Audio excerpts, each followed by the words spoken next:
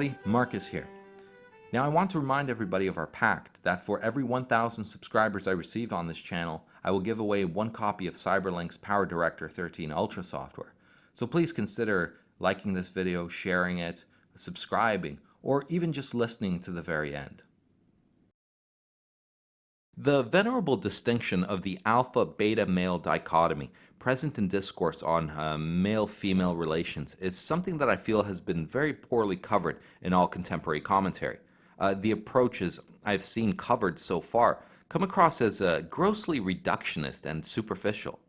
It is said that the alpha male is at core a genetic lottery winner. You know, someone who, through the virtue of innate biological traits, is simply better genetic stock than the beta male. He is imagined as tall, disposed to a slim and muscular physique, symmetrical, aggressive, and dominant. Now, the validity of the traits listed here can easily be verified by attempting to describe a man who is the opposite: short, pudgy or fat, displaying asymmetry, deferent, and submissive. But even amongst this group of alpha males, we still cannot seem to consistently observe every quality we have offered so far. So a short man, such as Napoleon, could hardly be considered a beta. Fat men, too, can be observed exhibiting alpha behavior, as can asymmetrical men. As to aggression and dominance, these seem to be more in line as core elements when describing such a man. It is, however, at this point that I believe that the account typically takes a reductionist approach. Links to elevated levels of testosterone are made, which then are used to also account for the more masculine appearance, less neotenous appearances of these men. Hair growth, muscle growth, and any other number of features that we associate with overt masculinity are brought under this biological account. This account, however, gives us absolutely no insight into the existential experience of such a man. Nor does it give us any pragmatic insights. Insights that might help us answer questions like, is being an alpha male a desirable experience? Is such a man happy? What is the price of being such a man? And most importantly, can a beta become an alpha, and alpha become a beta? And what would that transition look like? To answer these questions, we need an altogether different account. So let's see if we can put together such an account. Perhaps the best way to start is to first construct the conditions under which such a being is even possible. Firstly, the idea of an alpha presupposes competition. Competition demands an opponent, and also presupposes a winner and a loser. For how could we ever tell if one man was alpha and another beta unless those two were pitted against each other? Well, we could not. But let us consider this winning and losing phenomenon. Would it be imaginable that an alpha male always lost and would be still considered alpha? Surely not. What about a man who lost half the time and won half the time? Well, would he be alpha? Well, surely not as well, since then his opponent would have equally lost and won in the same ratio, and then the alpha-beta division would again become meaningless. No, the alpha would then necessarily need to win more than he lost. Now, let us consider what comes with winning and what comes with losing. When we win, we are praised, and from this praise we gain a sense of elation, a euphoria of sorts. When we lose, we are not only deprived of this euphoria, but feel shame. Either shame from, being pitied, or shame from being condemned. Now, an alpha, as we have said, will win more than he loses. This would mean that he more often experiences this euphoria and less frequently experiences shame. He is not made to suffer as often. But the man who suffers will develop ways of dealing with that suffering. He will become hardened to it, resistant. His constitution will mend like a broken bone, denser. The beta's ability to withstand suffering will be far greater than that of the alpha. But what happens to the alpha? Would not the opposite effect happen in him? Would he not grow hardened and resistant to the euphoria of winning? Would it not progressively demand greater victories to satiate him? Well, surely it would. You see, to the degree that a man exclusively wins, does he lose his ability to handle defeat and therefore endure shame. To the same degree do ever grander victories become necessary. But from time to time, such a man will still lose occasionally, And when he does, the torrent of suffering he experiences is unintelligible to him. He is thrown into a sense of confusion as to what is happening. He can only make it intelligible as a great injustice done to him. And when he senses injustice, he will be thrown into a rage, demanding retribution. Often he will lash out at the opponent he failed to defeat. But what happens if he would lose twice in a row? This time his rage is tempered by fear. For one defeat he could account for as an injustice, but for two in a row, he fears a loss of his power. And now we see that no longer driven by the euphoria of victory, as it has become a sense of normalcy, now he is compelled by the fear of defeat, for it is intolerable suffering to him. But eventually he will get old, and fresh blood will begin to overtake him. With this realization and the fear of the terrible burden of defeat, he stops playing. He quits. By removing himself from the competition, he retains his glory of past victories without the fear of any future losses. But between his early years and the years that lead up to his retirement, many things must surely transpire within his soul. The earlier years of his life were fairly normalized with those around him. In most likelihood, his peers were of similar economic status, of similar family background, and in most ways led a life not unlike his own. These are the conditions of primary and secondary schools, as well as university. Little distinguishes the conditions surrounding one 8-year-old from another in the same school. But in these conditions, this man sees himself overcoming where others do not. He thinks to himself in the secret places of his soul, as all things are equal between me and them, why do I win while they lose? Well, surely it must be that I am better. And in this thought, he has established an order of rank between himself and all other men. But there's no nuance in this ordering. It is a winner and loser hard divide, for there is no gradient to victory in this environment. You either win the game or you lose the game. You either get elected for valedictorian or you do not. You are either prom king or you are not. You either get the girl or you do not. You are either popular or you are not. But what is he to make of those who achieve what he achieves? Well, a new order of rank begins to form for this group. However, this order of rank is slightly different. For you see, this perpetual winner may find himself at the bottom of the top, and this cannot be accounted for by the simple winner-loser dichotomy. You see, he is a winner, but he is at the bottom of the top ranks of winners, so he must also be a loser. This would be a contradiction to him. In order to resolve this contradiction, he must divide the world. Those of the top ranks must all be winners, and those below this rank are all losers. The common people of a seemingly different class. Since those at a similar station of his are of a different kind, a different class of people, different rules must apply to them. An aristocracy forms. But the account we have given of the alpha male is still incomplete. After all, this aristocracy, under this account, would allow for people such as the high school chess captain, or the winners of the math league, the first chair flute players as well. These sorts of people are not who we imagine when we picture the alpha male. No, we envisage the football quarterback, the business executive, the captain of the soccer team. But why do we picture these people even though the competitive spirit, the perpetual winner and the dominant person would be a chess grandmaster? Well, we must now account for the object, the competitive spirit that a man turns towards. Let us account for 3 types of winners: the football star, the corporate executive, and the academic. The academic is dominant and aggressive in a very narrow sliver of life. His dominance is contingent on the nature of the competition being in his field of study.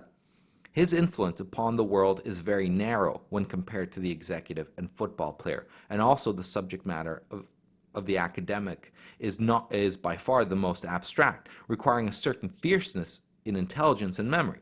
Now, let me clarify what I mean when I say that the academic has the least influence. This may seem counterintuitive if we imagine people like Nikola Tesla, who has influenced the life of pretty much every human to ever follow.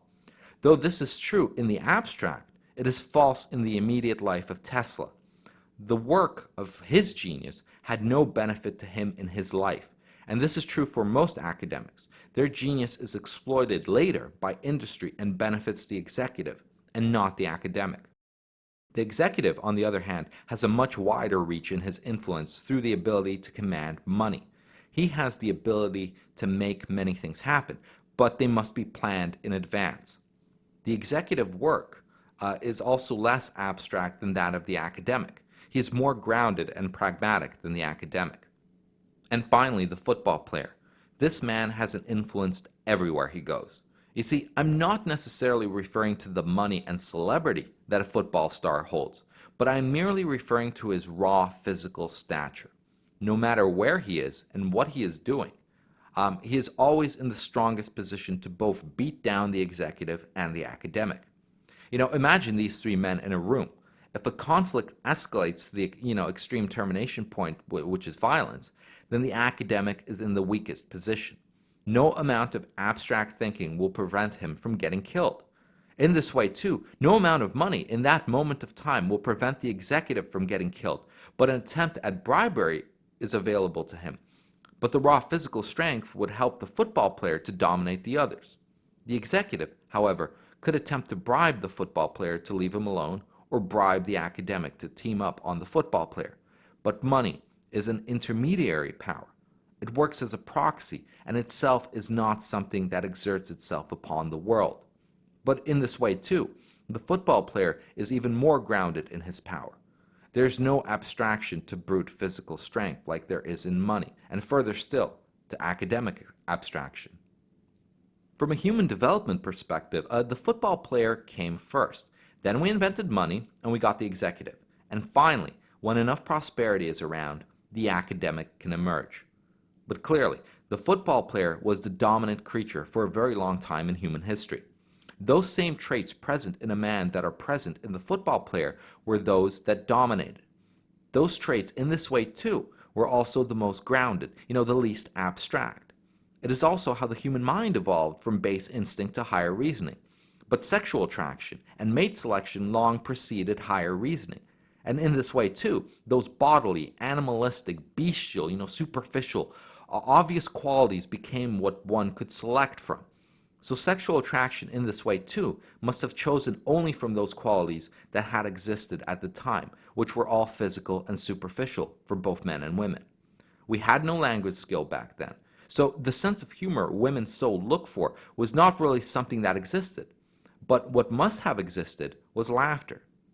But then laughter, too, would have been triggered by what I can imagine being a slapstick comedy that played itself out in day-to-day life. And so perhaps one day a man learned to mimic those things which he saw got women laughing, and so became literally a dancing monkey. But here, too, humor is a bodily thing. The ever-present theme is that sexuality was anchored in the base and not in the abstract. And now we can start to get an impression of how this aristocracy of alpha males comes to be filled with those who dominate in the most base ways possible, and how the executive and academic, with an ever-growing level of abstraction as to the domain of their dominance, loses out to the base qualities of the football player. You see, we have an order of rank where dominance is concerned. The male that is dominant in the base, in the physical, is first because he is the longest and deepest ingrained standard of sexual attraction. He is the man who would previously be on top of everything. But now that society is not governed through the application of physical violence, but by money, the executive becomes a dominant figure. But even so, the woman would still rather fuck the football player, because in the deepest parts of her soul, she knows that the football player could kick the executive's ass, and she would be physically safer with the football player. Then trailing in distant third is the academic, the man who dominates in the highest realms of abstraction.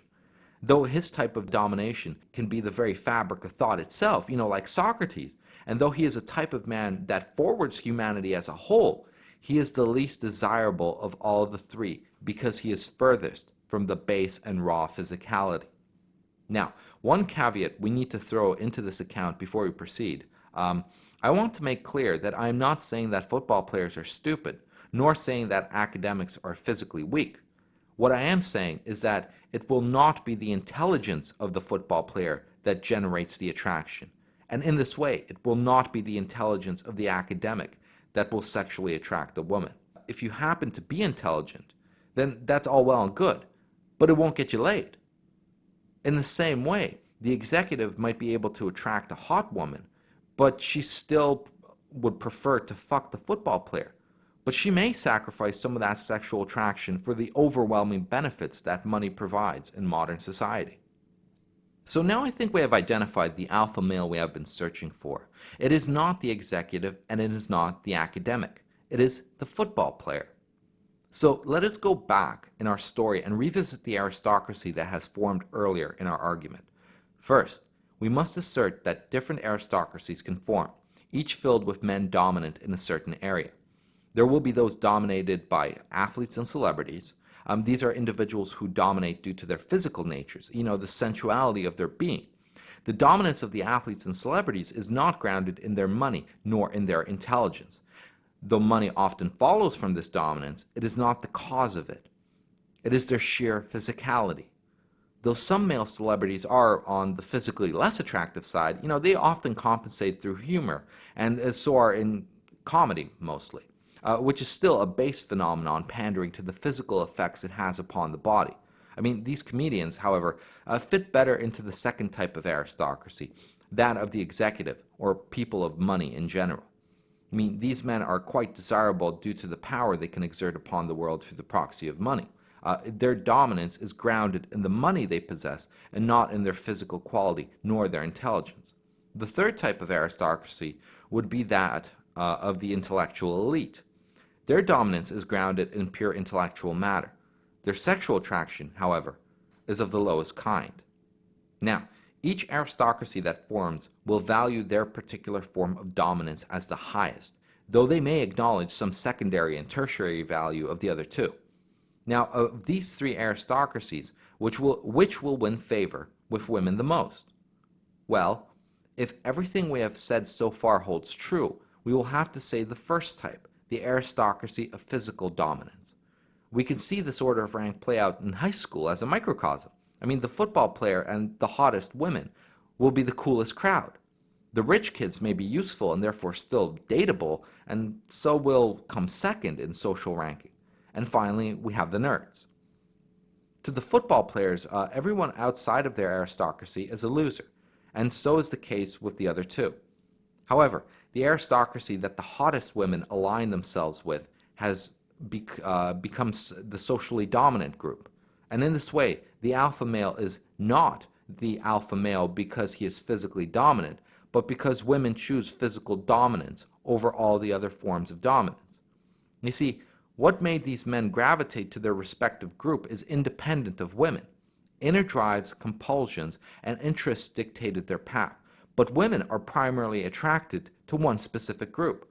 And since women were primarily attracted to the football player, then the alpha male label was bestowed upon the football player. Had women been attracted primarily to intelligence, then the alpha males would be the nerds. This is why we see alpha males being natural with women. These alpha males are natural in both senses of the word. Firstly, they are natural in the sense that it seems reflexive, how they know how to interact with women. Like they always know what to say at the right time and so on. The second way in which they are natural is in the sense that they are the most base.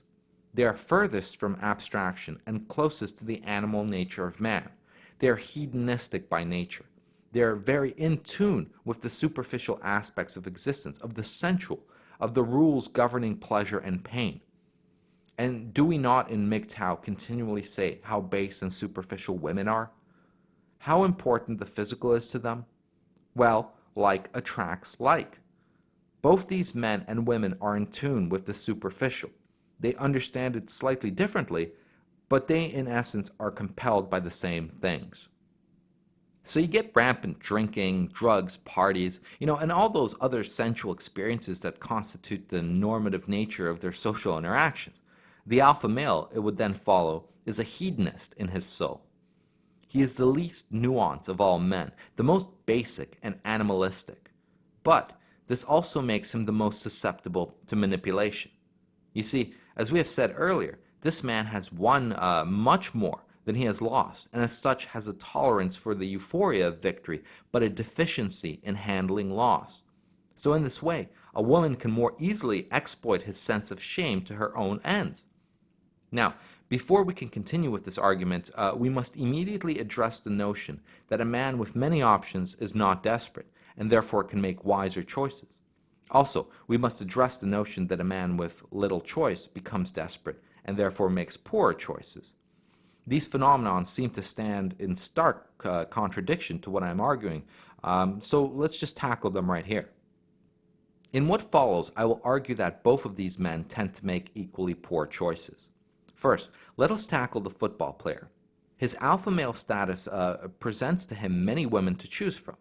Now, what is not in question here is the volume of options. What is in question is the wisdom behind choosing a woman as opposed to choosing no woman. You see, for a man of this level of desirability, the wisest choice is not to choose at all, but to exercise the virtue of moderation. By selecting any particular woman to marry, he is in essence discarding the benefits of being an alpha male. He reduces himself to the same level as someone who has access to only one woman. But in doing so, he puts himself in a very peculiar position. Earlier, we concluded that this man is a hedonist at heart. So it must follow that by choosing to be with only one woman, he surely thought to himself that this choice must be more pleasurable than a revolving door of women. Now, what would compel a man to choose to commit to marriage vows when he has access to many women? Well, some pleasure he could not get from volume. Love. At the peak of his reign, he marries out of love, but more specifically, out of eros, erotic love. That madness that strikes him. You see, having been presented with so many options, he is burnt out on sex alone. He has grown dulled to mere physical beauty. These things no longer evoke in him the sort of desire that these women would evoke in a beta male. They all start to look the same. So how can any woman distinguish herself? Well, she can't. Not unless he is struck by eros. Now, eros is not rational nor a choice, though his commitment to this woman is a choice. However, his marriage does not indicate that other women will not show interest in him. Oh no. Year in and year out, he is still shown favor. At first, it is easy to feel confident in his decision, but as eros wears off and the monotony of the same woman begins to wane on him, he begins to doubt his decision. He begins to long for any of these other women who continually show interest. His wife may begin to sense this hesitation and succumb to jealousy and act accordingly. Her best tool is shame. He is made to believe that he is to blame for the interests of these women. She manipulates in order to keep him in check. Now he finds himself in a trap. He is trapped through fear and shame on a few fronts. The shame that is thrown at him from accusations of infidelity, the shame of thinking himself capable of this infidelity, and the social stigma that would come of it, and the ever-growing fear that he is missing out. His wife grows older, but the women who show interest are still young. He grows to resent his wife, but also feels loyalty to her. He is perpetually in conflict with himself. He either has an affair and succumbs to whatever consequences that entails, or he suffers the pangs of unfulfilled desires. He was never meant to be with one woman, but now he cannot act on his nature. He suffers. But there is another path that this man may take. You see, he may not marry out of love. He may weather the storm of various stings of eros for many years and indeed lead the life more suited to his nature. But then eventually his run will come to an end. Where at first 9 out of 10 women would approve of his advances, soon it dwindled to 8, and then 7, and so on. He reaches a point that we have described before. He begins to realize he is losing, and this throws him into great fear. This realization that he is losing his access to women compels him to quit. So he marries. However, this too was not of his choice. He wished to remain desirable. For this man as well, he will not be satisfied because his nature is not that of someone meant for one woman. This man too will succumb to the same outcome as the alpha male that married out of love. You see, alpha males also choose for poor reasons. The very act of choosing one woman is a poor choice for them, as it is in direct contradiction to their hedonistic nature. And where the first one chose love, chose to gain pleasure. The one who married out of fear and shame chose to avoid pain. No, the correct choice would have been to stay single. But then in that too, their nature chose for them, and as such had no real option to begin with. But then what of the desperate man with few options? Well, his choices are slightly different. He has the option not to choose at all, or to choose from the first woman who would have him. His own personal hell, however, is of a different nature. You see, a man with no options is not the same as a desperate man. A man may have no options presented to him, but neither does he concern himself with the specific game. For example, I have no offers to play in any professional, amateur, or even hobby football teams. This, however, has caused me to lose no sleep.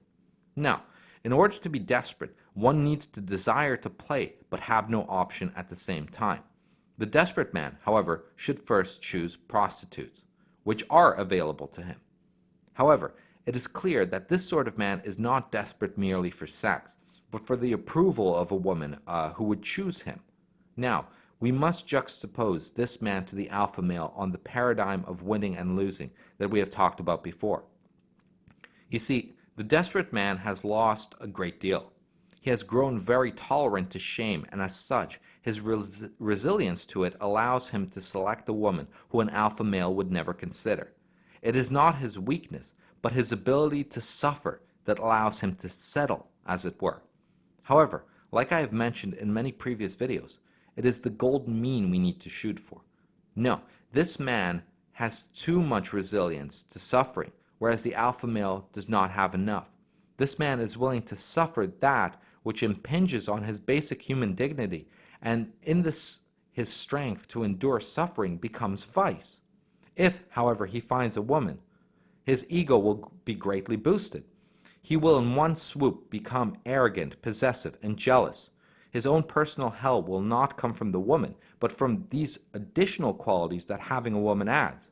You see, he is very capable of suffering a woman. He is used to suffering rejection, and has grown dulled against it.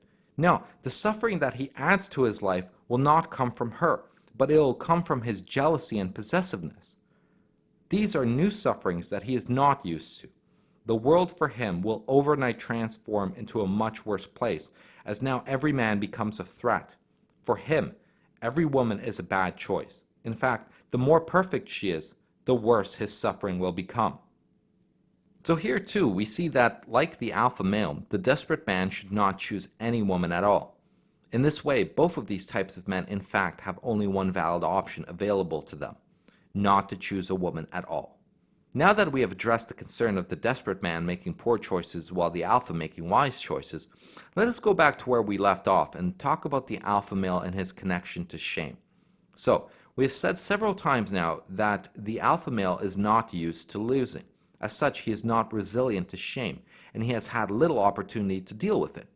But in this way too, he is not accustomed to suffering in general, except perhaps maybe in the physical kind.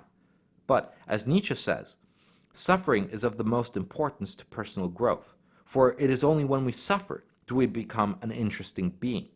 When we suffer, we are forced to reflect upon ourselves, our choices, and are forced to exercise our creativity in order to avoid future sufferings. It is how we learn, for if we want to drill a harsh lesson into someone, it needs to be accompanied by pain. Memory retains the lessons of pain, not so much of pleasure. So in this way too, our alpha male is not going to be an interesting being. The world is not something that requires a great deal of questioning, as it seems to reward him just the way it is. I mean, it is also important what we said earlier about the aristocracy that he sees himself in. You see, those below him and his peers are losers. But they are not losers simply because they lose. No, they lose because they are losers. You see, at every point of a victory, credit must be given and the cause of his victory must be explained. Now, the ego of a man who is never forced to reflect from suffering has no reason to believe that the credit should go anywhere but themselves and their own greatness. For only in failure will the ego try its best to shift credit onto anything but itself. It is the attitude we can see in Justin Bieber. The man clearly has no meaningful talent, but he is exactly the formula which attracts teenage girls and their money. His success is both the culmination of his own efforts, but mostly by the giant infrastructure of the record label who promotes him. It is the result of countless behind-the-scenes talented people who bring that image to life. His genesis differentiates itself from those who failed only in the aspect that he succeeded. He is a product of luck more than anything else. And though I have no problem with him cashing in on his luck, he does not serve as an exemplar of anything other than luck. There's a tendency for people to seek out genius in all those who succeed. They look for it to justify the failures in others and themselves. But in most, there's no account deeper than luck. A man may work hard digging for gold, but if he, by happenstance, chose the wrong place, his efforts will go unrewarded. But so too in this way will the alpha male credit himself for his victories. And since he succeeds because of what he is, those that fail, fail due to what they are. He is a winner, therefore they are losers. The world to him is mostly the way it should be as far as he is concerned, and it is only the fault of the loser for losing. So with this view, too, he is not motivated to question anything about society, and in this way he inadvertently becomes a cheerleader for the status quo. He conforms, and what society says is how it is supposed to be. This is further reinforced by the shame that comes with nonconformity from the status quo. As he is susceptible to shame, he feels the need to conform doubly strong. You see, it is not to the benefit of a woman to only have a dominating man. No, for if this man were to merely protect her, but never give her anything of his, she would be no better off. No, she needs to have a dominating male that gives, a male that will give to her, but not only in times of plenty, but also in times of scarcity. But then, what dominating male would be willing to give his hard-won food during a famine to a woman, considering many women would have him? One who prefers the pangs of hunger to those of shame. And if he is willing to give the greater, he is willing to give the lesser, and in this way, all of his becomes hers. The sensitivity of this man to social norms means that his opinion will be that of the masses. Also, as with all people, he will select like-minded friends, which creates an echo chamber of cultural norms in all his social interactions. He will feel a harsh sting if called gay or unmanly. He will carefully tune his image to reflect as closely as possible the echoes of culture. He will take pride in being disposable at his gynocentric view of women. His peers will pat him on the back for being such. He is the sort of man you can hear uttering phrases like, "Oh, women, you know how they are," and "Women, can't live with them, can't live without them." Being blue pill is the image that puts him furthest away from shame, and so that it is what he will be. So, with this account in place, I think we can now begin to answer the questions we set out to see if we could answer. Is being an alpha male a desirable experience? Is such a man happy? What is the price of being such a man? And most importantly, can a beta become an alpha a beta? And what would that transition look like? But before we answer these questions, let us remember that we are referring to the alpha that is chosen by women, and not one of those, alphas who rule in other domains. We are only now referring to the man who, by virtue of his "I can kick your ass" appearance, is gravitated towards as most desirable. To the first question, is being an alpha male a desirable experience? I would have to offer a stern no. To be this man is not only to have his success with women, but also to have his mind. You must lack depth so that you can, in your natural state, be on the level of women, to be able to respond effortlessly in the manner expected of you. You must get excited over the banalities of life, value the superficial, and seamlessly mold yourself into the culture. You must be a timely man, a man of the generation you live in, completely devoid of the historical perspective, completely devoid of antagonistic positions. You must appeal to the most base of the species, the natural, the instinctive. And most damning of it all, you must be a hedonist, live only for pleasure. You see, as with most success in anything, so too with the alpha male, we only see what the benefit is, but we hardly give a second thought as to the cost of this benefit. The price of being an alpha male is being an alpha male, and the cost is too high. Is such a man happy, though? He is, in the way an animal is happy. This is the happiness that comes from the ignorance of your own mortality. I mean, there's an ever-present immediacy and grounding to his soul, but his happiness is dated. This question reminds me of the story of Solon the Wise, and a wealthy king. So Solon was this wise man from the ancient Greek world. He was one day summoned by a wealthy king to come look upon the king's life. The king showed Solon all his riches and the place he lived, the women he had. And he asked Solon, "Do I not look like a happy man to you?" Well, Solon refused to answer. When pressed by the king, Solon finally said to him, though, "I cannot answer this question while you are still alive, for it will be the net sum of your life that will tell me if you are a happy man or not." And, as fate would have it, not too long after Solon left, this king lost his wealth, his son was killed in a hunting accident, his land was conquered by a neighboring enemy, and the king himself was sentenced to be executed. So in this way, too, the alpha male is like the king. He is happy for a time in his life, but one day, too, the alpha male loses his order of rank, but he keeps on living. We must in this way, too, look upon the entirety of what the alpha male's life entails and judge that life as a whole, and not only on one or two advantages we see him experiencing in his prime. So in a way, the alpha male, too, hits the wall, as it were. His glory is contingent on something unearned, on something given. He is the hot chick of males, but with gynocentrism acting in reverse. Can a beta then become an alpha? Well, this is something partially contingent on your physical stature. If you're short, you'll have a hard time ever generating that intimidating aura, though it is possible. First and foremost, you must sculpt your body to resemble the "I can kick your ass" aura without crossing too much into the criminal look. A muscle-bound man radiates an aura of strength, but if this is coupled with excessive tattoos, he begins to look like a criminal. After you have sculpted your body, you'll need to focus on becoming banal, common, blue pill. You must learn to love trivialities and abandon any serious development of the mind. Though it is not necessary to become stupid, it is necessary to welcome the idea of living in violation of the principle of non-contradiction. Like women, you must be able to hold in your mind two contradicting beliefs in order to accomplish this. You need to remove yourself from abstraction that would in turn expose you to the reality of living these contradictory beliefs. For example, you must hold the belief that beauty is internal, but choose women based on looks. And this is easy to do with a simple, sophistical trick by asserting that external beauty is merely the physical manifestation of internal beauty. With such a sophistical non sequitur, you can, with a straight face, justify to yourself holding both beliefs. Though your argument is invalid, it sounds valid on the surface, and you should only concern yourself with what is on the surface. Above all, do not pursue philosophy.